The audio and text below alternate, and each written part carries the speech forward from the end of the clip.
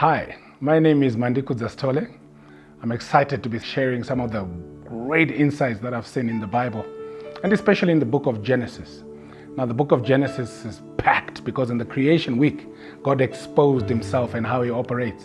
The first thing God created, when we look at the creation account, in verse 3, he said, "Let there be light." Now, light is something that we all need. God is light and Jesus is light, and light was available before there was even a sun that was created. The sun was only created in the fourth day. But what does light represent? Light represents vision. It's a symbol of vision. Before God could create anything, he needed to see. Not that he couldn't, but it's something that is being given as a hint to us that we need to have a vision. We need to have vision before we can start moving. I mean, even if you look at Genesis chapter 1 and verse 2, the Bible does say that the world was dark and without form, and it was void before there was light. So in our lives, in your lives, in my life, if we do not have vision, we are full of darkness, we are void, and we are without form. And so vision is the ability to dream, being able to see tomorrow before tomorrow comes while you are today. So light gives illumination. It gives you an ability to be able to see things that are far away. And this is why God said, "Let there be light." So what I want to say to each one of us is this: let there be light in your life. Let there be vision. The Bible says without vision, people perish. We need to be able to dream about tomorrow. About things that have not yet become. We start to see them vividly before they happen.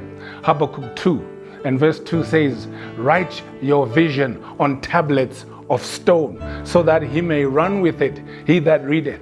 What that means is that we should ideally be able to crystallize what we see in our minds before we see with our eyes. That is the ability to dream. That is vision.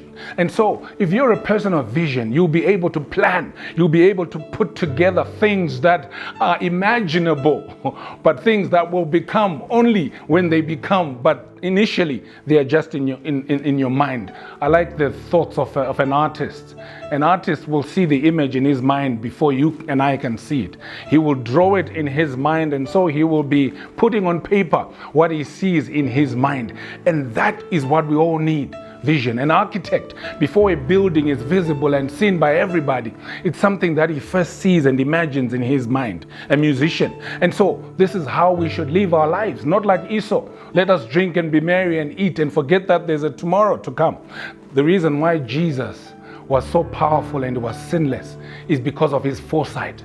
Is because of his vision. He could see the end from the beginning. He already existed in the future. And so sin became a disincentive. He could already see the end before the beginning. And so if somebody tempted him like the devil did up on the mountain, he said, "I'll give you all this," he could already see the end of that whole thing, the way it played out and the way it would have played out. And so it became a disincentive. And this is how sin must become a disincentive to us if we're people of vision, because we know the end result. We know the tomorrow. And that's why the Bible says, "What shall it profit a man to gain the whole world and lose but his own soul?" But at the beginning of it, most of us don't see that we're being set up for a disaster. I'm going to end with a story. A story is told of a man who built an amusement park. Now, when he built this amusement park, he built it on paper and he did the architectural design, and he died somewhere in the middle of the project before the project ended. And so at his death, at the funeral, people came in and somebody gave a speech and said, "I wish this man had been here to see what he had built, because it only got completed after he died." And so his wife came to the podium and said, "I would like to correct a statement that was made earlier. My husband saw this way before all of us could see it. He saw it in his mind before we could all see it physically.